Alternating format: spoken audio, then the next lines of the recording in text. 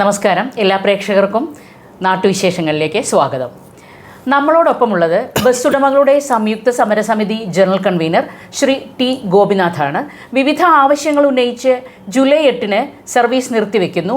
തുടർന്ന് ഒരു തീരുമാനമായില്ലെങ്കിൽ അനിശ്ചിതകാലത്തേക്ക് bus service നിർത്തിവെക്കുന്നതുമായി ബന്ധപ്പെട്ട ചർച്ചയിലേക്കാണ് നമ്മൾ പോകുന്നത്. നമസ്കാരം സർ.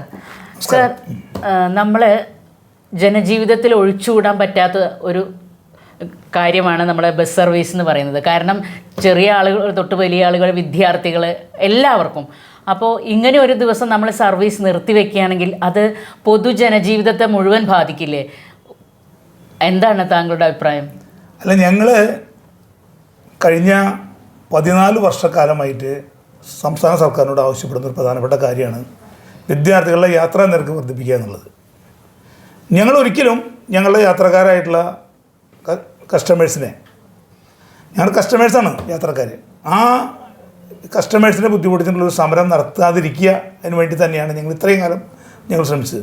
പക്ഷേ ഇതുമായി ബന്ധപ്പെട്ട് ഞങ്ങൾ പലതവണ സംസ്ഥാന സർക്കാരിലെ മുഖ്യമന്ത്രി ഉൾപ്പെടെ ഗതാഗത വകുപ്പ് മന്ത്രി ഒരു 15 തവണയെങ്കിലും കണ്ടിട്ടുണ്ടാവും, ഇവിടുത്തെ മറ്റ് മന്ത്രിമാരെ മുഴുവൻ കണ്ടിട്ടുണ്ടാവും, ഇവിടെ പ്രധാനപ്പെട്ട ഉദ്യോഗസ്ഥന്മാരെ മുഴുവൻ കണ്ടു കഴിഞ്ഞു. ഇവരുടെ ഭാഗത്തു നിന്നൊന്നും ഈ മന്ത്രി അധികാരത്തിൽ വന്നതിന് ശേഷം 17 മാസക്കാലമായിട്ടും ഒരു ചർച്ചയ്ക്ക് പോലും തയ്യാറാകാത്തൊരു സാഹചര്യത്തിലാണ് ഞങ്ങൾക്ക് ജനങ്ങളെ ബുദ്ധിമുട്ടിച്ചുകൊണ്ടുള്ള ഇത്തരമൊരു ബസ് നിർത്തിവെക്കൽ സമരത്തിലേക്ക് ഇറങ്ങി തിരിച്ചു വരേണ്ടത്. അപ്പോൾ ഞങ്ങളുടെ ആവശ്യങ്ങളെക്കുറിച്ചൊക്കെ പറയുമ്പോൾ ഒരു ഒട്ടനവധി കാര്യങ്ങൾ ഇവിടെ നിലനിൽക്കുക.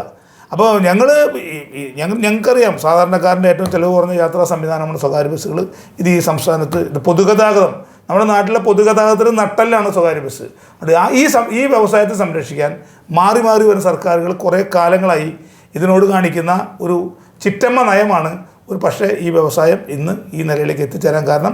32,000 സ്വകാര്യ ബസ് ഉണ്ടായിരുന്നത് ഇപ്പോൾ 8,000 നിൽക്കുക. ഈ ബസ്സുകളുടെ എണ്ണം കുറയുന്നത് ഒരു ദിവസം ഒരു ബസ് ഓടിയിൽ 1,000 യാത്രക്കാരുടെ യാത്രാ ആവശ്യങ്ങൾ നിറവേറ്റി കൊടുക്കുന്നവരാണ് സ്വകാര്യ ബസ്സുകൾ.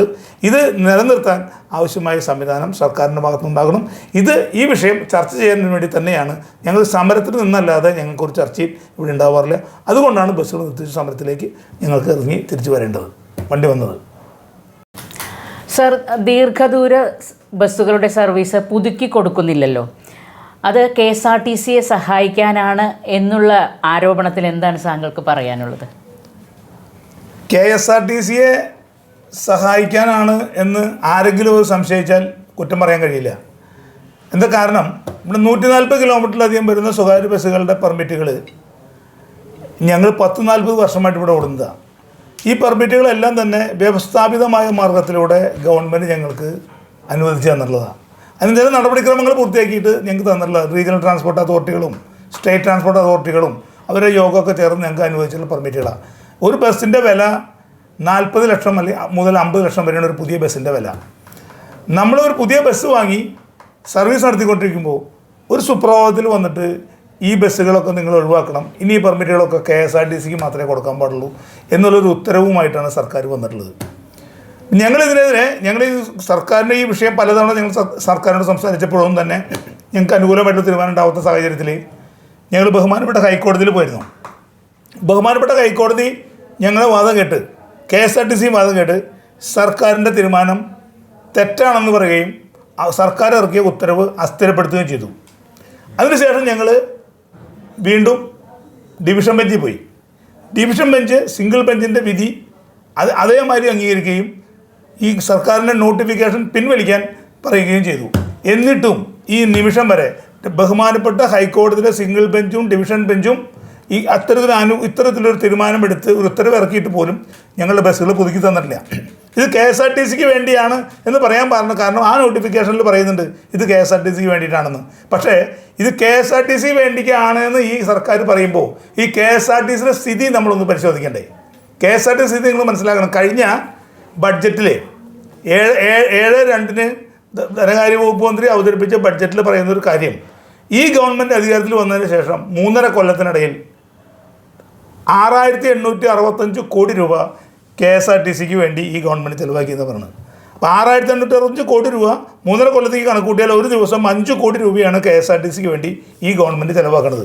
5 കോടി രൂപ ഒരു ദിവസം KSRTCയുടെ 3,500 ബസ്സിന് വേണ്ടി ചിലവാക്കുമെന്ന് പറയുമ്പോൾ 13,800 രൂപയാണ് ഒരു ബസ്സിന് ഓടാൻ ഈ KSRTCക്ക് വേണ്ടി സർക്കാർ ചിലവാക്കുന്നത്. KSRTC സൗജന്യമായിട്ടൊന്നുമല്ല ആൾക്കാരെ കൊണ്ടുപോകുന്നത് കേട്ടോ. ഞങ്ങൾ കൊടുക്കുന്ന യാത്ര KSRTC ദീർഘദൂര ബസ്സുകളൊക്കെ സൂപ്പർ ഫാസ്റ്റും സൂപ്പർ എക്സ്പ്രസ്സും ഫാസ്റ്റ് പാസഞ്ചറും പല പേരിൽ പല കളറടിച്ച് ഓടുക.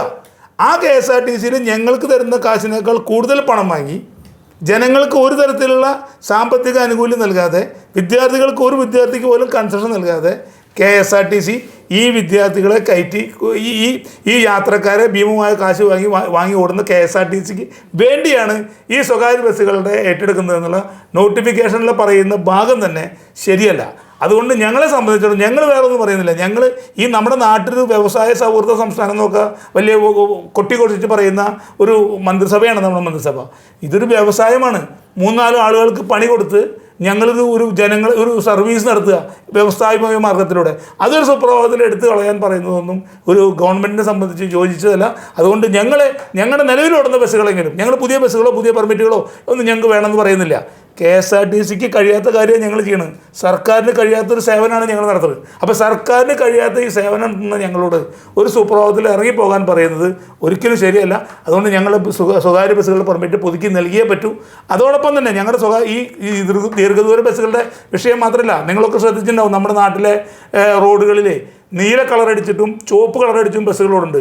നീല കളറടിച്ച ബസ്സുകൾ സാധാരണ മുഫ്സിൽ ബസ്സുകളും ഓർഡിനറി ബസ്സുകളും, ഈ ചുവപ്പ് കളറടിച്ച് ഓടുന്ന ബസ്സുകൾ ലിമിറ്റഡ് സ്റ്റോപ്പ് ബസ്സുകളാണ്. ഈ ലിമിറ്റഡ്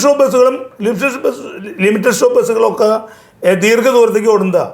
അതിനൊക്കെ ഓർഡിനറി ആക്കിയാൽ അതിൻ്റെ സമയക്രമത്തിൽ മാറ്റം വരും. 1.25 മിനിറ്റ് ഓടുകയാണെങ്കിൽ വേറെ 2.5 മിനിറ്റ് റൺ ടൈമിൽ ഓടണം. ഇത് രണ്ടിൻ്റെയും റണ്ണിങ് സമയം 2.5 മിനിറ്റ് ആക്കി വരുമ്പോൾ റോട്ടിൽ ബസ് ഉടമകൾ തമ്മിലുള്ള സംഘർഷങ്ങളുണ്ടാവും, ബസ് ജീവനക്കാർ തമ്മിലുള്ള സംഘർഷങ്ങളുണ്ടാവും. ബസ് ജീവനക്കാർ തമ്മിൽ സംഘടന ഉണ്ടായാൽ അപകടങ്ങളുണ്ടാവും. അപ്പോൾ ഗവൺമെൻറ് ഇതൊന്നും പരിഗണിക്കാതെ ഏകപക്ഷീയമായി ആരുടെയൊക്കെ വാക്ക് കേട്ട് ഈ നടത്തുന്ന ഇത്തരം നടപടിക്കെതിരെയാണ് ഞങ്ങളുടെ പ്രതിഷേധം.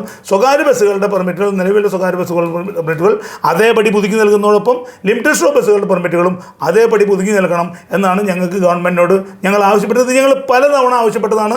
ഹൈക്കോടതി ഉത്തരവ് വരെ നമുക്ക് അനുകൂലമായിട്ടുണ്ടായിട്ടും സർക്കാർ തരുന്നില്ല. ഈ വ്യവസായത്തോട് കാണിക്കുന്ന ഈ അനീതിക്കെതിരെയാണ് ഞങ്ങളുടെ ഈ സമരത്തിലെ ഏറ്റവും പ്രധാനപ്പെട്ട മുദ്രാവാക്യം. വിദ്യാർത്ഥികളുടെ ബസ് നിരക്കുമായി ബന്ധപ്പെട്ടാണ് അടുത്ത ചോദ്യം. അവരുടെ ബസ് നിരക്ക് വർദ്ധിപ്പിക്കണമെന്ന് പറയുന്നുണ്ടല്ലോ സർ, അത് എന്താണ് അതിൻ്റെ ഉദ്ദേശം ഇപ്പോൾ? അതെ, ഞങ്ങളിത് ഈ വിദ്യാർത്ഥികളുടെ യാത്രാ നിരക്ക് വർദ്ധിപ്പിക്കണം എന്നുള്ള ഞങ്ങളുടെ ആവശ്യം കഴിഞ്ഞ 15 വർഷമായിട്ട് ഈ സർക്കാരിന് മുന്നിലുള്ളതാണ്. ഇവിടെ വിദ്യാർത്ഥികളുടെ യാത്രാ നിരക്ക് അവസാനമായി വർദ്ധിപ്പിച്ചത് 2011-ലാണ്. അന്ന് 50 പൈസയായിരുന്നു. ആ 50 പൈസ 1 രൂപയ്ക്ക് വർദ്ധിപ്പിക്കാൻ അന്നുണ്ടായ സാഹചര്യം 50 പൈസയുടെ കോയിൻ സർക്കാർ നിരോധിച്ചു. 50 പൈസയുടെ കോയിൻ കിട്ടാണ്ട് ആയപ്പോഴാണ് ഞങ്ങളുടെ 1 രൂപയാണ് വർദ്ധിപ്പിച്ചത്. വിദ്യാർത്ഥികളുടെ യാത്രാ നിരക്ക് വർദ്ധിപ്പിക്കാതെ സ്വകാര്യ ബസ്സുകളിൽ കയറുന്ന യാത്രക്കാരിൽ 60% വിദ്യാർത്ഥികളാണ്. അപ്പോൾ വിദ്യാർത്ഥികളുടെ യാത്രാ നിരക്ക് വർദ്ധിപ്പിക്കാതെ ഞങ്ങൾക്ക് ബസ് ചാർജ് വർദ്ധിപ്പിച്ചുകൊണ്ട് ഞങ്ങൾക്കൊരു കാര്യമില്ല. ഞങ്ങളുടെ ഈ സമരത്തിലെ ഞങ്ങൾ ഏറ്റവും പ്രധാനപ്പെട്ട, സാധാരണ ബസ് സമരം ഉണ്ടാകുമ്പോൾ ഞങ്ങളുടെ ഏറ്റവും പ്രധാനപ്പെട്ട മുദ്രാവാക്യം യാത്രാ നിരക്ക് വർദ്ധിപ്പിക്കുക എന്നുള്ളതാണ്. ഇവിടെ കഴിഞ്ഞ 2018 യാത്രാ നിരക്ക് വർദ്ധിപ്പിച്ചു, 20 യാത്രാ നിരക്ക് വർദ്ധിപ്പിച്ചു, 22 വർദ്ധിപ്പിച്ചു, ഇപ്പോൾ 25ആയി. 3 വർഷമായി ഒരു ബസ് ചാർജ് വർധനവ് ഞങ്ങളുടെ പ്രവർത്തന ചെലവിൽ വർധനവ് ഉണ്ടായിട്ടില്ല എന്ന് പറയാൻ കഴിയില്ല. ഞങ്ങൾക്ക് വർധനവ് ഉണ്ടായിട്ടുണ്ട്. ഒരു ബസ് ചാർജ് വർധനവിൻ്റെ കാലഘട്ടമായിരിക്കുക. അപ്പം ഞങ്ങൾക്കൊരു ബസ് ചാർജ് വർധനവ് ഞങ്ങൾക്ക് ആവശ്യപ്പെടുന്ന സമയമാണ്. പക്ഷേ ഞങ്ങൾ ഇന്ന് ഈ പ്രഖ്യാപിച്ച സമരത്തിൽ 8-ാം തീയതിയും 22-ാം തീയതിയും ഞങ്ങൾ നടത്താൻ ഉദ്ദേശിക്കുന്ന സമരത്തിൻ്റെ മുദ്രാവാക്യങ്ങളിൽ സാധാരണ യാത്രക്കാരുടെ യാത്രാ നിരക്ക് വർദ്ധിപ്പിക്കണമെന്നേ പറയുന്നില്ല. ഞങ്ങൾ പറയുന്നത് ഞങ്ങളുടെ ബസ്സുകളിൽ കയറുന്ന മഹാഭൂരിപക്ഷം വരുന്ന വിദ്യാർത്ഥികളുടെ യാത്രാ നിരക്കിൽ കാലോചിതമായ ഒരു വർധനവ് നടപ്പിലാക്കണം. ഇത് ഞങ്ങൾ പറയുമ്പോൾ സംസ്ഥാന സർക്കാർ നിയോഗിച്ച ഒരു കമ്മീഷനുണ്ട്, ജസ്റ്റിസ് രാമേന്ദ്രൻ, ഒരു ഗതാഗത വകുപ്പ് എക്സ്പെർട്ടും അതുപോലെ ഒരു ധനകാര്യ വിദഗ്ധനും ഒരു ജസ്റ്റിസും അടങ്ങുന്ന ഒരു കമ്മിറ്റി 2011 മുതൽ 2022 വരെ വിവിധ സ്ഥലങ്ങളിൽ സിറ്റിംഗ് നടത്തി വിവിധതരം ആളുകളുമായിട്ട് സംവദിച്ചുകൊണ്ട് അവരൊരു റിപ്പോർട്ട് സർക്കാരിന് കൊടുത്തിരുന്നു. ആ റിപ്പോർട്ടിൽ അടിവരയിട്ട് പറയുന്നുണ്ട് സംസ്ഥാനത്ത് സ്വകാര്യ ബസ്സുകൾ 32,000 ഉണ്ടായിരുന്നത് ഇന്ന് 8,000-ൽ എത്തി നിൽക്കുന്നതിൻ്റെ ഏറ്റവും പ്രധാനപ്പെട്ട കാരണം ഇതിലെ വിദ്യാർത്ഥികൾക്ക് നൽകുന്ന കൺസെഷനാണ്. അവരുടെ യാത്രാ നിരക്കിലെ കുറവാണ്. അവർ കൊടുക്കുന്ന യാത്രാ നിരക്ക് കാരണമാണ് ഈ വ്യവസായം ഇന്ന് സംരക്ഷിച്ച് പോകാൻ കഴിയാത്തത്. അതുകൊണ്ട് വിദ്യാർത്ഥികളുടെ യാത്രാ നിരക്ക് അടിയന്തരമായി വർദ്ധിക്കണം. അത് മിനിമം 50% ആക്കിയെങ്കിലും നിശ്ചയിക്കണം. മിനിമം ചാർജ് 5 രൂപയാക്കണം. ഇത് പറയുന്നതോട് കൂടി തന്നെ ഈ ജസ്റ്റിസ് രാമേന്ദ്രൻ സാർ പറയുന്ന മറ്റൊരു കാര്യം, 18 വയസ്സ് കഴിഞ്ഞ വിദ്യാർത്ഥികൾക്ക് കൺസെഷന് എലിജിബിലിറ്റി പോലും ഇല്ലാതെ പറഞ്ഞു. അവർ സ്വയമായി അവരൊക്കെ സ്വന്തമായിട്ട് അധ്വാനിക്കാം എന്നുള്ള ആരോഗ്യം പ്രായം കഴിഞ്ഞാൽ അവർക്ക് പിന്നെ കൺസെഷൻ കൊടുക്കേണ്ട കാര്യത്തിലൊന്നും ഈ ബസ് ഉടമകളെ പറയാൻ പാടില്ല. അതൊക്കെ ബസ് ഉടമകളുടെ ഉത്തരവാദിത്തമല്ല, അതൊക്കെ അവരവരുടെ കുടുംബക്കാരുടെ ഉത്തരവാണ്. അതുപോലെ തന്നെ മറ്റേ വേറൊരു കാര്യം പറയുന്നത് ബഹുമാനപ്പെട്ട കമ്മീഷൻ പറഞ്ഞ കാര്യം, ഇവിടെ ഇൻകം ടാക്സ് അടയ്ക്കുന്നവർക്ക് എന്തിന് കൺസെഷൻ കൊടുക്കുന്നു? ഇവിടെ ശാസ്ത്രീയ കോളേജുകളിൽ 50 ലക്ഷം 60 ലക്ഷം ഫീസും ക്യാപിറ്റൽ ഫീസൊക്കെ പഠിച്ച് കൊടുക്കുന്ന വിദ്യാർത്ഥികൾക്ക് എന്തിന് കൺസെഷൻ കൊടുക്കുന്നു? അതുകൊണ്ട് ഇത്തരം കൺസെഷനുകൾ മുഴുവൻ നിലനിൽക്കണം. BPL പരിധിയിലുള്ള ആളുകൾക്ക് മാത്രമേ ഈ 50% കൺസെഷൻ കൊടുക്കാൻ പാടുള്ളൂ. അല്ലാതെ കൊടുത്താൽ സ്വകാര്യ ബസ് വ്യവസായം എന്നേക്കുമായി ഇല്ലാതെയാവും. അതുകൊണ്ട് ഈ വിദ്യാർത്ഥി കൺസെഷൻ സമ്പ്രദായത്തിൽ കാതലായ മാറ്റം വേണമെന്ന് ജസ്റ്റിസ് രാമേന്ദ്രൻ കമ്മീഷൻ സർക്കാരിന് 2022 കൊടുത്ത റിപ്പോർട്ടാണ്. ആ റിപ്പോർട്ടിന് മുകളിൽ സർക്കാർ അടയിരിക്കുക ഇപ്പോഴും. എന്നാൽ അത് കഴിഞ്ഞ് ഞങ്ങൾ വീണ്ടും സമരപ്രഖ്യാപനമൊക്കെ നടത്തി വന്നപ്പോൾ സർക്കാർ മറ്റൊരു കമ്മീഷനെ വെച്ചു. ആ 2022 സർക്കാർ വേറൊരു കമ്മീഷനെ വെച്ചേ 6 മാസത്തിനുള്ള റിപ്പോർട്ട് തരാമെന്ന് പറഞ്ഞാൽ 6 മാസം കഴിഞ്ഞ് ഇപ്പോൾ 3 കൊല്ലം കഴിഞ്ഞിട്ടും ഈ നിമിഷം വരെ ആ സർക്കാരിൻ്റെ റിപ്പോർട്ട് വെളിയിൽ കണ്ടിട്ടില്ല. സർക്കാർ ഞങ്ങൾ അന്വേഷിച്ചപ്പോൾ റിപ്പോർട്ട് സർക്കാരിന് കിട്ടിയിട്ടുണ്ടെന്ന് ഞങ്ങൾ അറിയാൻ കഴിഞ്ഞത്. അപ്പോൾ ഈ 2 റിപ്പോർട്ടുകളുടെ മേലും സർക്കാർ അടയിരുന്നുകൊണ്ട് ഈ നാട്ടിലെ ജനങ്ങളുടെ ഏറ്റവും ചെലവ് കുറഞ്ഞ യാത്രാ സംവിധാനമായ ഇവിടുത്തെ നമ്മുടെ 90% വിദ്യാർത്ഥികളും ആശ്രയിക്കുന്ന സംസ്ഥാനത്തെ സ്വകാര്യ ബസ്സുകളെ എന്നേക്കുമായി ഇല്ലാതാക്കുന്ന സ്ഥിതിയിലേക്കാണ് ഈ കാര്യങ്ങൾ എത്തിച്ചേരുന്നത്. അതുകൊണ്ട് വിദ്യാർത്ഥികളുടെ യാത്രാ നിരക്കിൽ കാലോചിതമായ വർധനവ് ആണ് ഞങ്ങൾ ആവശ്യപ്പെടുന്നത്.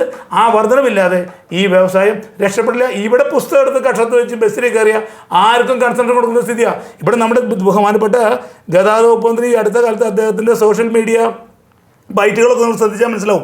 അദ്ദേഹം എപ്പോഴും ഈ വിദ്യാർത്ഥി കൺസെഷനെ കുറിച്ച് എത്രയോ കാര്യമായിട്ട് സംസാരിക്കുന്നത് നമ്മൾ കേട്ടിട്ടുണ്ട്. ഈ അടുത്ത കാലത്തൊക്കെ ഒരുപാട് വന്നതാണ്. ഞങ്ങൾക്ക് ബഹുമാനപ്പെട്ട ഗതാഗത വകുപ്പ് മന്ത്രിയോട് പറയാനുള്ളത്, ഇവിടെ KSRTC ഇവിടുത്തെ കുറച്ച് നാഷണലൈസ്ഡ് ഏരിയയിലുള്ള വേറെ എവിടെയും കൺസെഷൻ കൊടുക്കുന്നില്ല. ഞങ്ങളുടെ കണക്ക് പറഞ്ഞാൽ 20,000 താഴെ വിദ്യാർത്ഥികൾക്കാണ് KSRTC കൺസെഷൻ കൊടുക്കുന്നത്. ആ വിദ്യാർത്ഥി കൺസെഷന് വേണ്ടിയിട്ടാണ് ഇത്രയും സോഷ്യൽ മീഡിയയിൽ പ്രചാരണം നടത്തുന്ന ബഹുമാനപ്പെട്ട ഗതാഗത വകുപ്പ് മന്ത്രി ഞങ്ങളുടെ സ്വകാര്യ ബസ്സുകളിൽ 20 ലക്ഷം വിദ്യാർത്ഥികളെ ഞങ്ങൾ ഒരു ദിവസം കയറ്റിക്കൊണ്ടു പോകുന്നവരാ. ഞങ്ങൾക്ക് വേറെ മന്ത്രിയൊന്നുമില്ല. ഞങ്ങളുടെ മന്ത്രി ഗതാഗത വകുപ്പ് മന്ത്രി ശ്രീ ഗണേഷ് കുമാർ തന്നെയാണ്. അപ്പം ഞങ്ങളുടെ ബഹുമാനപ്പെട്ട മന്ത്രി അദ്ദേഹം KSRTCയുടെ മന്ത്രി മാത്രമായിട്ട് നിലനിൽക്കുന്ന ഈ നടപടിയോടാണ് ഞങ്ങൾക്ക് യോജിക്കുന്നത്. സംസാരിക്കണം അദ്ദേഹം വേണ്ടത്. ബസ്സുകളുടെ എണ്ണം കുറയുന്നു, ബസ്സുകൾ നശിച്ചു പോകുന്നു. ഇതിന് കൃത്യമായിട്ട് അറ്റകുറ്റിപ്പണി നടത്താനും ഇതിൽ തൊഴിലാളികൾക്ക് ശമ്പളം കൊടുക്കാനും ഇതിൽ ഡീസൽ അടിക്കാനും ഒക്കെ വരുമാനം കിട്ടിയില്ലെങ്കിൽ ഈ ബസ് നിന്ന് പോവും.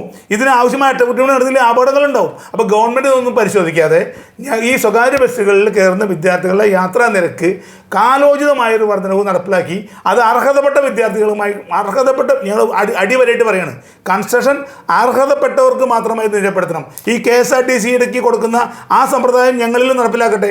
ഞങ്ങൾ റെഡിയാണ്. KSRTCയിൽ മാത്രം പ്രത്യേകത സംസ്ഥാന സർക്കാർ വിദ്യാർത്ഥികൾക്ക് കൺസെഷൻ കൊടുക്കണമെന്ന് പറഞ്ഞിട്ട് സ്വിഫ്റ്റ് അടക്കമുള്ള KSRTC ബസ്സുകൾ, സ്വിഫ്റ്റിലൊന്നും വിദ്യാർത്ഥികളെ കയറ്റുന്നില്ല കേട്ടോ. ആ സ്വിഫ്റ്റ് അടക്കമുള്ള ബസ്സുകളിലും അടക്കം വിദ്യാർത്ഥികൾക്ക് കൺസെഷൻ കൊടുക്കുന്നതിനുള്ള കാരണം പറഞ്ഞ് 10 കൊല്ലത്തെ വാഹന നികുതി ഒഴിവാക്കി കൊടുത്തിരിക്കുക. ഞങ്ങൾക്കൊരു നയാ പൈസയുടെ സാമ്പത്തിക ആനുകൂല്യം ഈ ഗവൺമെൻറ് തരില്ല. സർക്കാർ കാലാകാലങ്ങളിൽ പറയുന്ന മുഴുവൻ സാമൂഹ്യ ബാധ്യതകളും നിറവേറ്റുന്നവരാ. അംഗപരിമിതർക്ക് കൺസെഷൻ കൊടുക്കണം, കാഴ്ച പരിമിതർക്ക് കൺസെഷൻ കൊടുക്കണം. സർക്കാർ പറയുന്ന മുഴുവൻ സാമൂഹ്യ ബാധ്യതകളും കൃത്യമായി നിർവഹിക്കുന്നവർ നിലയിൽ നയാ പൈസയുടെ സാമ്പത്തിക ബാധ്യത ഞങ്ങൾക്ക് തരുന്നില്ല എന്ന് മാത്രമല്ല, ഞങ്ങളെ കൂടുതൽ സാമ്പത്തിക ബാധ്യത അടിച്ചേൽപ്പിക്കുന്ന ഈ സർക്കാർ നടപടിയിലാണ് ഞങ്ങളുടെ പ്രതിഷേധം. അതുകൊണ്ട് ഞങ്ങളുടെ ബസ്സുകളിൽ കയറുന്ന മഹാഭൂരിപക്ഷം വരുന്ന യാത്രക്കാരായ വിദ്യാർത്ഥികളുടെ യാത്രാ നിരക്കിൽ വർധനമില്ലാതെ ഞങ്ങൾക്ക് ഈ സമരത്തിൽ നിന്ന് പിന്മാറാൻ കഴിയില്ല എന്ന് ഞങ്ങൾ ബഹുമാനപ്പെട്ട ഗതാഗത മന്ത്രിയോട് അറിയിച്ചിട്ടുണ്ട്. സർ, അതേപോലെ ബസ് ഉടമകളിൽ നിന്നും അമിതമായി പിഴ ഈടാക്കുന്നു എന്നൊരു ആരോപണം നിങ്ങൾ ഉന്നയിക്കുന്നുണ്ട്. എന്താണ് അതുകൊണ്ട് ഉദ്ദേശിക്കുന്നത്? ഈ അടുത്ത കാലത്ത് എല്ലാവരുടെ കയ്യിലും മൊബൈൽ ഫോണുണ്ട്. നാട്ടുകാരുടെ അടുത്ത് വരെ മൊബൈൽ ഫോണാണ് ഇപ്പോൾ. ഇല്ലാത്ത ആളുകളില്ല. ഇവിടെ പോലീസ് വഴിനീള പോലീസ് ഒരു ഡ്യൂട്ടിക്ക് ഉണ്ടാവും. വഴിനീള മോട്ടോർ വാഹന വകുപ്പ് ഉദ്യോഗസ്ഥന്മാർ പരിശോധനയ്ക്ക് ഇറങ്ങും. അതുപോലെ ഹോം ഗാർഡുകൾ റോട്ടിലിറങ്ങും. സാധാരണ ഇത്തരം ആളുകളെ കൊണ്ട് ഫോട്ടോ എടുപ്പിക്കുകയാണ്. ഫോട്ടോ എടുത്തിട്ട് ഏതെങ്കിലും ഒരു സ്ഥലത്ത് എവിടെയെങ്കിലും ഒരു ഓവർടേക്ക് ചെയ്യേണ്ട ഒരു വിഷയം വരെ അല്ലെങ്കിൽ എന്തെങ്കിലും ഒരു അമിത വേഗത എവിടെയെങ്കിലും എടുക്കേണ്ട ഒരു സാഹചര്യം വന്നാൽ ഉടനെ ഫോട്ടോ എടുത്ത് ഞങ്ങളുടെ പരിവാഹൻ സൈറ്റിൽ കയറി ഇവർ നമുക്ക് പിഴ ഈടാക്കിക്കൊണ്ടിരിക്കുക, അടച്ചിടുക. അപ്പോൾ ഞങ്ങൾ മോട്ടോർ വാഹന വകുപ്പ് ഓഫീസിൽ പോയി ഞങ്ങൾക്കൊരു CF എടുക്കാനോ അല്ലെങ്കിൽ ഞങ്ങളൊരു ടാക്സ് അടയ്ക്കാനോ അല്ലെങ്കിൽ ഞങ്ങളുടെ പെർമിറ്റ് പുതുക്കാനോ എന്തെങ്കിലും ഒരു ആവശ്യത്തിന് ഞങ്ങൾ മോട്ടോർ വാഹന വകുപ്പിൻ്റെ ഓഫീസിൽ ചെന്ന് ഞങ്ങൾ അപേക്ഷ കൊടുക്കുമ്പോഴാണ് ഞങ്ങൾക്ക് അറിയണം നിങ്ങളുടെ ബസ്സിന് 45,000 രൂപ, 7,500 ഉണ്ട്, 3 ഫൈനുണ്ട്, 4,000 രൂപയുടെ 3 ഫൈനുണ്ട്, 40,000 അടച്ചോ 30,000 അടച്ചോ എന്നിട്ട് ഞങ്ങളോട് പറയുക. ഈ കുറ്റം ചെയ്ത് തൊഴിലാളിയാണ്, ഡ്രൈവറാണ്. ആ ഡ്രൈവർ ഈ കുറ്റം ചെയ്തിട്ടുണ്ടോ എന്ന് പരിശോധിക്കാൻ പോലും ഗവൺമെൻറ് സമയം കണ്ട ഏത് കുറ്റവാളിയായാലും അവനോട് ചോദിക്കാനുള്ളൊരു മര്യാദ പോലും കാണിക്കാറില്ല ഈ ഗവൺമെൻറ്. ഈ പിഴയടയ്ക്കുന്ന നടപടി മോട്ടോർ വകുപ്പ് പിഴയടയ്ക്കുക 40-50,000 രൂപ അടച്ചോളാൻ പറയുക, അല്ലെങ്കിൽ നമുക്ക് സർവീസ് നടത്തി തരില്ല എന്ന് പറയുന്ന ഒരു സാഹചര്യം ഉണ്ട്. അപ്പോൾ ഞങ്ങൾ പറയുന്നത് ഞങ്ങൾ കുറ്റം ചെയ്തിട്ടുണ്ടെങ്കിൽ പിഴയടയ്ക്കേണ്ടതെന്ന് പറയുന്നില്ല, കുറ്റം ചെയ്തിട്ടുണ്ടോ എന്നുള്ളതിനെക്കുറിച്ച് അവർക്ക് പറയാൻ ഈ തൊഴിലാളിക്ക് പറയാനുള്ള ഒരു അവസരം പോലും കൊടുക്കാതെയാണ് ഈ ഗവൺമെൻറ് ഇത്തരം പിഴ അടക്കുന്നത്. അത്തരം പിഴ ഈടാക്കുന്ന നടപടിയോട് ആണ് ഞങ്ങളുടെ വിയോജിപ്പ്. അത് ന്യായമായ കുറ്റങ്ങൾക്ക് പിഴ അടക്കുന്നത് ഞങ്ങൾ എതിരഭിപ്രായം പറയുന്നില്ല. പക്ഷേ ഇത്തരം ഭീമമായ പിഴ അടയ്ക്കുന്ന നടപടി ഒരിക്കലും അംഗീകരിക്കാൻ കഴിയില്ല. ഞങ്ങളെ സംബന്ധിച്ച് ബസ് ഉടമയ്ക്ക് അതിനുള്ള സാമ്പത്തിക ഭദ്രതയില്ല എന്നുള്ളതാണ് ഞങ്ങൾക്ക് ആ കാര്യത്തെക്കുറിച്ച് പറയാനുള്ളത്. അതുപോലെ ബസ് ജീവനക്കാർക്ക് പോലീസ് ക്ലിയറൻസ് സർട്ടിഫിക്കറ്റ് വേണമെന്ന തീരുമാനം ഒന്ന് പുനഃപരിശോധിക്കണമെന്ന് പറയുന്നുണ്ടല്ലോ, എന്താണ് അതുകൊണ്ട് ഉദ്ദേശിക്കുന്നത്? അല്ല, ഈ പോലീസ് ക്ലിയറൻസ് സർട്ടിഫിക്കറ്റ് എന്ന് പറഞ്ഞാൽ നമ്മുടെ നാട്ടിലെ സാധാരണക്കാരായിട്ടുള്ള 10-15 വർഷമായിട്ട് ഉള്ള ആളുകൾ ലൈസൻസ് സർക്കാർ കൊടുത്ത ലൈസൻസോടുള്ള ആളുകളെ ആണ് ഞങ്ങൾ ജോലിക്ക് വെക്കുന്നത്. നമ്മുടെ നാട്ടിലെ ആളുകളെ നമ്മൾ ജോലിക്ക് വെക്കുന്നത്. ഈ നാട്ടിലെ ഡ്രൈവർമാരും കണ്ടക്ടർമാരോടൊക്കെ അവരൊക്കെ വ്യത്യസ്തമായിട്ടുള്ള വിവിധ രാഷ്ട്രീയ പാർട്ടികളിലൊക്കെ പ്രവർത്തിക്കുന്നവരാണ്. ഈ രാഷ്ട്രീയ പാർട്ടിയിൽ പ്രവർത്തിക്കുന്നവരെന്ന് പറയുമ്പോൾ അവരൊക്കെ ഏതെങ്കിലും പിക്കറ്റിങ്ങോ പോസ്റ്റ് ഓഫീസ് പിക്കറ്റിങ്ങോ അല്ലെങ്കിൽ റോഡ് ഉപരോധമോ അങ്ങനെ എന്തെങ്കിലുമൊക്കെ പരിപാടിക്കോ, അല്ലെങ്കിൽ ഇവർ തമ്മിൽ ചേട്ടനണിയാണ് തമ്മിലൊരു വഴക്ക്, സ്വന്തം വീട്ടിലെ ചേട്ടനണിയാണ് തമ്മിലൊരു വഴക്കോ, അല്ലെങ്കിൽ എന്തെങ്കിലും കുടുംബ വഴക്കുകളോ, അല്ലെങ്കിൽ ഏതെങ്കിലും തരത്തിലുള്ള എന്തെങ്കിലും വിഷയങ്ങൾ, അല്ലെങ്കിൽ ഇവർ ഏതെങ്കിലും വാഹനം അപകടത്തിൽപ്പെട്ട് എതിരെ വരുന്ന മോട്ടോർ സൈക്കിളുകാരൻ കള്ളു കുടിച്ച് ബസ്സിൻ്റെ മേലെ അടിച്ചാലും അവനെന്തെങ്കിലും കിട്ടിക്കോട്ടെ പറഞ്ഞിട്ട് പോലീസുകാർ ബസ് ഡ്രൈവർ പേരിലെ കേസെടുക്കുക. അങ്ങനെ ഒട്ടനവധി കേസുകൾ സാധാരണയ്ക്ക് എല്ലാ മോട്ടോർ തൊഴിലാളികളുടെ പേരും ഉണ്ടാവും. അപ്പോൾ ഈ മോട്ടോർ തൊഴിലാളികൾക്ക് പോലീസ് സ്റ്റേഷനിൽ ക്ലിയറൻസ് വേണമെന്ന് പറഞ്ഞ് ചെന്നാൽ ഈ കേസിൻ്റെ ഒക്കെ കാണിച്ച് ഞങ്ങൾക്ക് PCC ലഭിക്കാത്തൊരു സാഹചര്യമാണ്. അപ്പോൾ PCC ലഭിക്കാത്ത സാഹചര്യം മുതൽ അവനെ ബസ്സിൽ കയറ്റാൻ കഴിയില്ല. അവനെ ബസ്സിൽ കയറ്റാൻ കഴിഞ്ഞില്ലെങ്കിലോ ഞങ്ങൾക്ക് ബസ് ഓടാൻ കഴിയില്ല.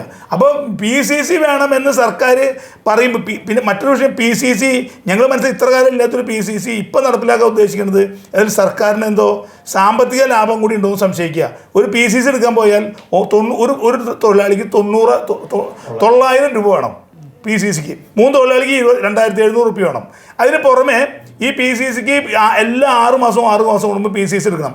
അപ്പോൾ അല്ലെങ്കിലേ ഡ്രൈവറെ കിട്ടാനില്ല, കണ്ടക്ടറെ കിട്ടാനില്ല, തൊഴിലാളിയെ കിട്ടാത്ത ഒരു സാഹചര്യത്തിൽ ഇത്തരത്തിലുള്ള നടപടിയായിട്ട് ഗവൺമെൻറ് വന്നാൽ ബസ് ഓടാൻ കഴിയില്ല. അതുകൊണ്ട് ആ കാര്യത്തിൽ ഗവൺമെൻറ് ഒരു റീതിങ്കിങ് വേണം ഞങ്ങൾ പറഞ്ഞിട്ടുണ്ട്. മാത്രമല്ല, നിങ്ങൾ കാര്യം മനസ്സിലാക്കി, നമ്മുടെ നാട്ടിലെ ഒരുപാട് അന്യസംസ്ഥാന തൊഴിലാളികൾ നമ്മുടെ നാട്ടിൽ ജോലി എടുക്കാൻ വരുന്നുണ്ട്. ഈ അന്യസംസ്ഥാന തൊഴിലാളികൾ അവിടെ എന്താണെന്ന് പോലും ഇവിടെ അറിയില്ല. ഇവർക്കൊരു PCC വേണ്ട. ഇവിടെ ഈ കുട്ടികളെ വിദ്യാർത്ഥികളെ ഈ 100-200 വിദ്യാർത്ഥികളെ ബസ്സിൽ കയറ്റി ഇവർ വീഴാതെ ഇവരുടെ വീട്ടിൽ നിന്ന് ഇവരുടെ വിദ്യാഭ്യാസ സ്ഥാപനത്തിലേക്കും തിരിച്ചും വീട്ടുകളിലെത്തിക്കുന്ന ഇത്രയധികം പൊതുജനങ്ങൾക്ക് സേവനം ചെയ്യുന്ന ഈ മോട്ടോർ തൊഴിലാളികളെ ഗുണ്ടകളുടെ ലിസ്റ്റിൽ പെടുത്തിക്കൊണ്ട് അവരെ ഗുണ്ടകളായിട്ട് ചിത്രീകരിച്ചുകൊണ്ട് അവരെ തൊഴിൽ നിഷേധിക്കുന്ന ഈ തൊഴിലാളി വർഗ പാർട്ടി എന്ന് പറഞ്ഞ് അധികാരത്തിൽ വന്ന നമ്മുടെ സർക്കാർ ഈ തൊഴിലാളികളെ ഗുണ്ടകളെ പോലെ ചിത്രീകരിച്ചുകൊണ്ട് അവരെ കാണിക്കുന്ന ഈ നടപടി ഒരു കാരണവശാലും ഞങ്ങൾ അംഗീകരിക്കില്ല. ഞങ്ങൾ തൊഴിലാളി സംഘടനാ നേതാക്കളുമായിട്ട് ഈ വിഷയം ചർച്ച ചെയ്തിട്ടുണ്ട്. ഇത്തരം PCC നടപടി സർക്കാർ ഒഴിവാക്കിയേ പറ്റൂ. ആ PCC എന്ന് പറയുന്ന വളരെ സിമ്പിളായിട്ട് നമ്മൾ PCC എന്ന് പറഞ്ഞ ചുരുക്കപ്പേരിൽ പറയുകയാണെങ്കിലും ഇത് വലിയ പ്രയാസങ്ങൾ ബസ് ഉടമകളെ സംബന്ധിച്ച് ഉണ്ടായിക്കൊണ്ടിരിക്കുന്നത്. അത് സർക്കാർ ഇത് പുനഃപരിശോധിച്ചേ പറ്റൂ. സർ, അതുപോലെ ഒരു ചോദ്യം കൂടി. ഉടമകൾക്ക് അധിക സാമ്പത്തിക ബാധ്യത വരുത്തുന്ന അശാസ്ത്രീയ നടപടികൾ പിൻവലിക്കുക എന്ന് പറയുന്നുണ്ടല്ലോ. അപ്പോൾ എന്താണ് ഈ അശാസ്ത്രീയമായ നടപടികൾ എന്നതുകൊണ്ട് നിങ്ങൾ ഉദ്ദേശിക്കുന്നത്? അല്ല, ഇവിടെ സർക്കാർ ബസ്സുകളുടെ അമിത വേഗം തന്മൂലം അപകടങ്ങൾ ഉണ്ടാവണം എന്നൊക്കെ പറഞ്ഞുകൊണ്ടാണ് ഒരു GPS സംവിധാനം നമ്മുടെ സംസ്ഥാനത്ത് നടപ്പിലാക്കിയത്. GPS മുമ്പായിട്ട് സ്പീഡ് ഗവർണർ എന്ന പരിപാടി നടപ്പാക്കിയിരുന്നു. സ്പീഡ് ഗവർണർ അത് അന്ന് സർക്കാർ നമുക്കൊരു ലിസ്റ്റ് തന്നു. നിങ്ങൾ നാളെ മുതൽ ഈ കമ്പനിക്കാരുടെ സാധനം വാങ്ങി വെച്ച് വേണം ഈ സർവീസ് നടത്താൻ. സർക്കാർ പറഞ്ഞൊരു ലിസ്റ്റാണ് കേട്ടോ. ഞങ്ങൾ ഈ ലിസ്റ്റിൽ മാത്രമേ വാങ്ങാൻ പാടുള്ളൂ. അതിൻ്റെ പിന്നിലെ ചേതാവികാരം എന്താണെന്ന് അന്നത്തെ ആളുകൾക്ക് അറിയുള്ളൂ, നമുക്കറിയില്ല. ഞങ്ങളത് മുഴുവൻ വാങ്ങി ബസ്സുകളിൽ പിടിപ്പിച്ചു. 6 മാസം കഴിയുമ്പോഴേക്കും ഇത് തയ്യാറായി. റിപ്പയർ ചെയ്ത് കാശ് ഒരുപാട് ചിലവാക്കി. ഇതിനൊക്കെ പുറമെ ഓരോ കൊല്ലം കൂടുമ്പോഴും ഇതിന് ഞങ്ങൾ എല്ലാ കൊല്ലം CF സർട്ടിഫിക്കറ്റ് ഓഫ് ഫിറ്റ്നസ്സിന് പോകുമ്പോൾ ഇത് പരിശോധിച്ച് സർട്ടിഫിക്കറ്റായിട്ട് പോകണം. അതിന് 3000 രൂപ കൊടുക്കണം. അത് ഞങ്ങൾ കാണിച്ച് അവിടെ കൊടുക്കും. ഈ തല്ലിപ്പൊളി സാധനമാണ് ഈ സാധനം മുഴുവൻ കേട്ടോ. ഈ സ്പീഡ് ഗവർണർ എന്ന് പറഞ്ഞ സാധനം ഒന്നും ബസ്സുമ്പോൾ പിടിപ്പിച്ചാൽ 3 മാസം കൊണ്ട് അത് തയ്യാറായി പോകും. അപ്പം ഞങ്ങൾക്ക് വലിയ സാമ്പത്തിക ബാധ്യത അത് വരുത്തുന്നുണ്ട്. അതോടൊപ്പം തന്നെ GPS global positioning system, bus എവിടെയാണ്, എന്താണ്, അമിതവേഗത്തിൽ പോകണ്ടോ, ഇതൊക്കെ അറിയാൻ ഉള്ള പറയുന്ന സംവിധാനമാണെന്നാണ് അവർ പറയുന്നത്. അങ്ങനെ ഒരു സാധനം ഘടിപ്പിക്കണം, അതിനും 20,000 രൂപ വിലയാണ്. ഇതും നമ്മൾ ബസ്സുകളിൽ വരെ പിടിപ്പിക്കും. അപ്പോൾ ഇത് പിടിപ്പിക്കാൻ ഗുണം അവർ പറഞ്ഞതെന്ന് വെച്ചാൽ ഇതിൽ പാനിക് ബട്ടൺസ് വയ്ക്കും ബസ്സിൻ്റെ അകത്ത്. ഒരു യാത്രക്കാരനോ ഒരു വിദ്യാർത്ഥിക്കോ അല്ലെങ്കിൽ എന്തെങ്കിലും ഒരു ബുദ്ധിമുട്ടുണ്ടായാൽ ഈ ബട്ടൺ അമർത്തിയാൽ ഇതിൻ്റെ കൺട്രോൾ റൂം, സംസ്ഥാനത്തെ മുഴുവൻ RTO ഓഫീസുകളിലും മുഴുവൻ പോലീസ് സ്റ്റേഷനുകളിലും ഇതിൻ്റെ ഒരു കൺട്രോൾ റൂം പ്രവർത്തിപ്പിക്കണം എന്നാണ് അതിൽ പറയുന്നത്. അപ്പോൾ നമ്മളൊരു കാര്യം ഒരു ബസ്സിൽ എന്തെങ്കിലും അത്യാഹിതമുണ്ടായാൽ അല്ലെങ്കിൽ എന്തെങ്കിലും ഒരു ശരിയല്ലാതെ നടന്നാൽ ഈ ബട്ടൺ അമർത്തിയാൽ ഏത് യാത്രക്കാരനും ഒരു സീറ്റിന് മുമ്പിൽ ഈ സാധനമുണ്ട്, ഇത് അമർത്തിയാൽ അവിടെ കിട്ടും. നല്ല കാര്യമാണ്. കാണുമ്പോൾ നമുക്ക് കേൾക്കുമ്പോഴൊക്കെ ആൾക്കാർക്ക് തോന്നും ഇത് വലിയ നല്ല സംവിധാനം നമുക്ക് തോന്നും. പക്ഷേ പ്രിയമുള്ളവരെ, ഞങ്ങൾ പറയട്ടെ, ഈ കാര്യത്തിൽ ഒറ്റ പോലീസ് സ്റ്റേഷനിലോ ഒരു RTO ഓഫീസിലോ ഇതിൻ്റെ കൺട്രോൾ റൂമില്ല. ഇത് വെറുതെ നടക്കുക. എന്നിട്ടും ഈ കമ്പനിക്കാരുമായിട്ട് സർക്കാരും ഉദ്യോഗസ്ഥന്മാരായിട്ടുള്ള സർക്കാരിൻ്റെ നെക്സസ് പ്രകാരം ഇതിലും ഞങ്ങൾ 4,000 രൂപ കൊല്ലം ഇതിൻ്റെ സർവീസ് ചാർജ് കൊണ്ടുപോകണം. എന്തിനാണ് ഈ സാധനം എന്ന് മനസ്സിലാവില്ല. ഇപ്പം GPS ഉണ്ടെങ്കിൽ പിന്നെ സ്പീഡ് ഗവർണറിൻ്റെ ആവശ്യമില്ല, സ്പീഡ് ഗവർണറിന് GPS-ൻ്റെ ആവശ്യമില്ല. ഇത് രണ്ടും കൂടി കൊണ്ടു നടക്കേണ്ട യാതൊരു കാര്യമുണ്ടെന്ന് ഞങ്ങൾ മനസ്സിലാവില്ല എന്താണ്. അപ്പോൾ അതും ഇപ്പോൾ ഒരു അനാവശ്യമായിട്ടുള്ളൊരു കാര്യമായിട്ടാണ് ഞങ്ങൾ കാണുന്നത്. അപ്പം അതിന് പുറമെ ബസ്സുകളിലൊക്കെ ഈ എറണാകുളത്തൊക്കെ അമിതവേഗം അപകടം ഉണ്ടായി ഒക്കെ പറഞ്ഞിട്ട് ബസ്സുകളിൽ ക്യാമറ വെക്കണം എന്ന് പറഞ്ഞു. 3 ക്യാമറ നിങ്ങൾ ബസ്സിൽ വെക്കണം, എല്ലാ ബസ്സുകളിലും ക്യാമറ ഘടിപ്പിക്കണം. അന്നത്തെ മന്ത്രിയാണ് ആന്റണി രാജു പറഞ്ഞ മന്ത്രിയായിരുന്നു. അദ്ദേഹം പറഞ്ഞു അത് വെക്കണം എന്ന് പറഞ്ഞു. അപ്പോൾ ഞങ്ങൾ പറയുന്നത് സാമ്പത്തികമായിട്ട് ബസ്സുകൾ മാത്രം ശക്തരായിട്ടുള്ള ബസ്സുകളെല്ലാം ഞങ്ങൾക്ക് സാമ്പത്തിക പ്രയാസം കൊണ്ട് പെട്ടെന്ന് പറഞ്ഞാൽ ഞങ്ങൾക്ക് വെക്കാൻ കഴിയില്ല. എന്നിപ്പോൾ കുഴപ്പമില്ല, ഈ സർക്കാരിൻ്റെ റോഡ് സേഫ്റ്റി ഫണ്ടിൽ നിന്ന് നിങ്ങൾക്ക് 50% തുക തരാം. നിങ്ങൾക്ക് 50% ക്യാമറ വയ്ക്കാൻ, റോഡ് സേഫ്റ്റി ആണല്ലോ, 50% തുക തരാം എന്ന് സർക്കാർ നമ്മളോട് പറഞ്ഞ് ഞങ്ങൾ എല്ലാ ബസ്സുകളിലും ക്യാമറ വെച്ചു. ഞങ്ങൾ കാശ് വയ്ക്കാൻ കഴിഞ്ഞപ്പോൾ പറഞ്ഞു കാശൊക്കെ എവിടുന്ന്, കാശൊന്നുമില്ല, ഞങ്ങൾ പണം തന്നില്ല, ഞങ്ങൾ സമ്മതിച്ച് പോന്നു. ഇപ്പോൾ ഇതാ വീണ്ടും പറഞ്ഞിരിക്കണു, ഇപ്പോൾ വേറെ പറയണേ ഇപ്പോൾ 5 ക്യാമറ വയ്ക്കണമെന്ന്. 5 ക്യാമറ വെക്കണമെന്ന് പറഞ്ഞാൽ ഈ 3 ഒരു ബസ്സിൻ്റെ ക്യാമറ പുറത്തേക്കും മറ്റൊരു ക്യാമറ ബാക്കിൽ നിന്ന് പുറത്തേക്കും ഒരു ക്യാമറ ബസ്സിൻ്റെ അകത്തും വെച്ചാൽ 3 ക്യാമറയാണെന്ന് വെച്ചേ. ഇപ്പോൾ പറഞ്ഞത് 2 ഫുട്ബോർഡിൽ ഓരോ ക്യാമറ വെക്കണമെന്ന്. അതിപ്പോൾ 10 ഇപ്പോൾ 1/10 മുതൽ അത് ഇംപ്ലിമെൻറ്റ് ചെയ്തിട്ട് സ്റ്റേറ്റ് ട്രാൻസ്പോർട്ട് അതോറിറ്റിയുടെ ഉത്തരവ് വന്നിരിക്കുക. 2 ക്യാമറ വേണമെന്ന്, 2 എൻട്രൻസിലും എക്സിറ്റിലും ക്യാമറ വേണം. അപ്പോൾ അതിപ്പോൾ പുതിയ കണ്ടീഷനിൽ പറഞ്ഞിട്ടുള്ളത് ഈ സർക്കാർ പുതിയ ലിസ്റ്റ് ഉണ്ടാക്കിയിട്ട് ഈ കമ്പനിയിൽ നിന്ന് മാത്രം മേടിക്കണം. ഈ പഴയ ക്യാമറ ഒന്നും പറ്റില്ല. ഇനി പുതിയ ക്യാമറ കണ്ടെത്തി ആ കമ്പനികളിൽ നിന്ന് ക്യാമറ മേടിച്ച് പിന്നെ അപ്പോൾ പഴയ ക്യാമറയൊക്കെ ഞങ്ങൾ അഴിച്ചു കളയേണ്ടി വരും. എന്താണ് ഇതിൻ്റെ താല്പര്യം പിന്നെന്ന് മനസ്സിലാവില്ല. നമുക്ക് ക്യാമറ വയ്ക്കണം, അപകടം നിയന്ത്രിക്കാൻ, ബസ്സിൽ എന്തെങ്കിലും വിഷയമുണ്ടെങ്കിൽ കണ്ടുപിടിക്കാൻ എന്നൊക്കെ മനസ്സിലാവും. ഈ 2 ഡോറിൻ്റെ അടുത്ത് ഇപ്പോൾ വെക്കണം എന്ന് പറഞ്ഞാൽ നമുക്ക് മനസ്സിലാവില്ല. ഇതൊക്കെ പുറമെ വളരെ അത്ഭുതമായിട്ട് തോന്നുന്നൊരു കാര്യം, ഇപ്പോൾ നമ്മുടെ സ്വകാര്യ ബസ് എന്നൊക്കെ പറഞ്ഞാൽ രാവിലെ 6 മണി 6:30 ഒക്കെയാണ് പൊതുവെ കൂടുതൽ ബസ്സുകളും സർവീസ് നടത്തുന്നത്. വൈകിട്ട് ഒരു 7 മണി 7:30 അപ്പുറം ഈ ബസ്സൊന്നും ഓടുന്നില്ല. മാക്സിമം ഒരു രാവിലെ 5 മണി മുതൽ രാത്രി 10 മണി വരെ ഓടുന്ന ബസ്സുകളുണ്ടാവും, ചിലപ്പോൾ 1-2 ബസ്സുകളുണ്ടാവും. ഈ ബസ്സുകളിലൊക്കെ ഡ്രൈവർ ഉറങ്ങുന്നുണ്ടോ എന്ന് പരിശോധിക്കാൻ ഡ്രൈവർ ഫാറ്റിഗോ ഡിറ്റക്ഷൻ ക്യാമറ എന്നുകൊണ്ടൊരു ക്യാമറ ഒരു പുതിയ കണ്ടുപിടുത്തം, ഒരു ക്യാമറയ്ക്ക് 30,000 രൂപ വില. അത് വെക്കണമെന്ന്. സ്വകാര്യ ബസ്സിൻ്റെ അകത്ത് ഈ പകൽ മാത്രം ഓടുന്ന സ്വകാര്യ ബസ്സിൻ്റെ ഡ്രൈവർ ഉറങ്ങുന്നുണ്ടോ എന്ന് പരിശോധിക്കാൻ ഒരു ക്യാമറ വെക്കണം എന്ന് പറഞ്ഞിട്ടുള്ള നിയമങ്ങൾ ഈ സർക്കാർ അടിച്ചിറക്കിയിട്ട് ഞങ്ങളുടെ മേലിൽ പുതിയ സാമ്പത്തിക ബാധ്യത അടിച്ചേൽപ്പിക്കുക. അപ്പോൾ ഇത്തരം സാമ്പത്തിക ബാധ്യതകൾ ഞങ്ങളുടെ മേൽ ഞങ്ങൾ സ്വതേ ഗർഭിണി പിന്നെ ദുർബലം കൂടി ആയ സ്വതേ ദുർബലം പിന്നെ ഗർഭിണി കൂടി ആയ സ്ഥിതി എന്താ, ഞങ്ങൾ വലിയ സാമ്പത്തിക സ്ഥിതി മോശം കൂടെ ഞങ്ങൾ പിന്നെയും ഞങ്ങൾ അടിച്ചേൽപ്പിക്കുക. അപ്പോൾ ഞങ്ങൾ ഇത്തരം കാര്യങ്ങളൊക്കെ ഇതൊന്നും ഒരു അനാവശ്യ കാര്യമല്ല, ഒരു ആവശ്യമുള്ള കാര്യങ്ങളല്ല, ഇത്തരം അനാവശ്യ കാര്യങ്ങൾ ഞങ്ങളുടെ മേലെ അടിച്ചേൽപ്പിക്കുന്നതിനെതിരെയാണ് ഞങ്ങളുടെ സമരം. ഞാൻ നേരത്തെ സൂചിപ്പിച്ചു, ഞങ്ങളുടെ സമരം ഒരു യാത്രാ നിരക്ക് വർദ്ധിപ്പിക്കുന്നതിന് വേണ്ടിയുള്ള സമരമല്ല. യാത്രാ നിരക്ക് വർധനവ് ഞങ്ങൾക്ക് ആവശ്യമില്ലാണ്ടൊന്നുമല്ല കേട്ടോ. കഴിഞ്ഞ 3 കൊല്ലത്തിനിടയ്ക്ക് ഞങ്ങൾക്ക് ഒരുപാട് വർധനവൊക്കെ ഉണ്ടായിട്ടുണ്ട്. ഞങ്ങൾക്കിപ്പോൾ ഈ ഗവൺമെൻറ് ഇപ്പോൾ വലിയൊരു ചർച്ച നടക്കുക, ഞങ്ങൾക്ക് 10% നികുതി ഇളവ് തന്നു എന്നാണ് ഒരു ചർച്ച. കഴിഞ്ഞ ബഡ്ജറ്റിൽ 10% അത് യാഥാർത്ഥ്യമാണ്. 10% നികുതി ഇളവ് സ്വകാര്യ ബസ്സുകളിലെ ബസ്സുകാർക്ക് 10% യാത്ര ഇളവ് നൽകി. 30,000 രൂപ ടാക്സ് അടയ്ക്കുന്ന വണ്ടിക്ക് 27,000 രൂപ അടച്ചാൽ മതി. 90 ദിവസം കൊണ്ട് അടയ്ക്കണതാ. നിങ്ങളൊന്ന് കണക്ക് പരിശോധിക്കണം. 33 രൂപയുടെ കുറവാണ് ഒരു ദിവസം വരിക. 33 രൂപയുടെ കുറവാണ് ഈ സർക്കാർ ഞങ്ങൾക്ക് തന്ന ഇതിൽ. ഒരു ദിവസത്തെ അളവ് 33 രൂപയാണ്. നിങ്ങളൊരു കാര്യം മനസ്സിലാക്കണം, ഇവിടെ സാമൂഹ്യ സുരക്ഷാ പെൻഷൻ എൻ്റെ ഫണ്ടിലേക്ക് ഡീസലിൻ്റെ വില 2 രൂപ വർദ്ധിപ്പിച്ചുകൊണ്ട് സർക്കാർ ഉത്തരവിറക്കിയിരുന്നു. 2 രൂപ. അപ്പം ഞങ്ങൾ 100 ലിറ്റർ ഡീസൽ അടിക്കുന്ന ഒരു ബസ്സിന് 200 രൂപ അധികം വാങ്ങിയിട്ടാണ് ഞങ്ങൾക്ക് 33 രൂപ കുറച്ച് തരുന്നത്. ഗവൺമെൻറ്റിൻ്റെ ധനകാര്യമന്ത്രിയുടെ ബുദ്ധിയാണ്. അപ്പം വലിയ ചർച്ചയിലൊക്കെ പറയാം ഞങ്ങൾക്ക് മറ്റേ ബസ്സുകാർക്ക് ഞങ്ങൾ ഇളവ് കൊടുത്തു, KSRTC ഞാൻ നേരത്തെ കൊടുത്ത കണക്ക് പറഞ്ഞല്ലോ. അപ്പോൾ ഈ KSRTC വാരിക്കോരി കൊടുക്കുക. ഞങ്ങളെ സംബന്ധിച്ചിടത്തോളം ഞങ്ങൾക്ക് നയാ പൈസയുടെ സാമ്പത്തിക ആനുകൂല്യങ്ങൾ തരില്ല എന്ന് മാത്രമല്ല, ഞങ്ങൾ ഇത്തരം സാമ്പത്തിക ബുദ്ധിമുട്ടുകൾ അടിച്ചേൽപ്പിച്ചുകൊണ്ട് ഞങ്ങൾക്കെതിരെ നടത്തുന്ന ഈ ശ്രമത്തിനെതിരെ ഇത് സർക്കാരിന് മുമ്പിലെത്തിക്കാനാണ് ഞങ്ങളിങ്ങനെ സമരം.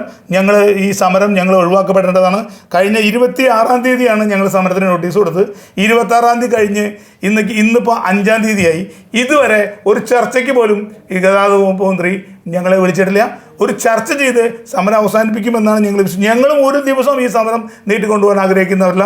ഞങ്ങളുടെ കസ്റ്റമേഴ്സാണ്, ഞങ്ങളുടെ യാത്രക്കാർ. അവരെ ബുദ്ധിമുട്ടിക്കാൻ ഞങ്ങൾക്ക് ആഗ്രഹമില്ല.